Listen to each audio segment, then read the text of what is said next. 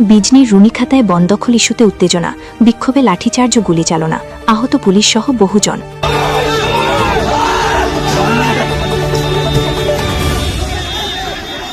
চিরাং জেলার ভারত ভুটান সীমান্তের রুনিখাতা forest range অফিসে উত্তপ্ত পরিস্থিতি।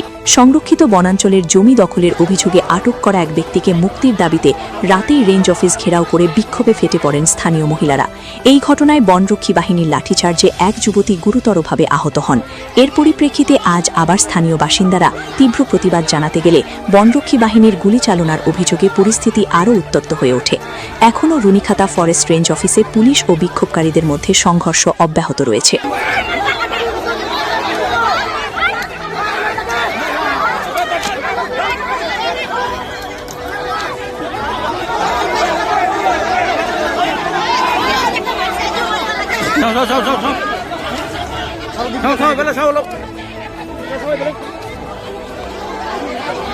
সংঘর্ষে আহত হয়েছেন পুলিশ বাহিনীর কয়েকজন জওয়ান।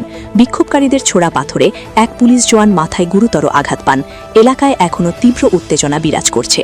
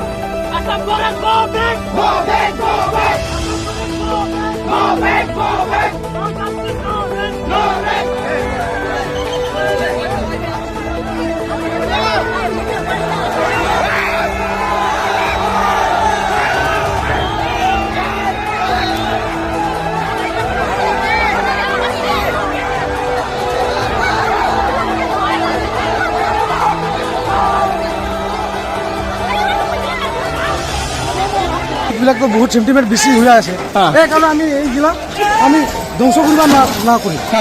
আমি এইটো আমি জিমা দিম সিহঁতৰ হাতত, কিয়নো আমি ইউথবিলাকৰ ভৱিষ্যত এইটো টাচ কৰে, আমাৰ ইউথবিলাকৰ বহুত বেয়া হ'ব।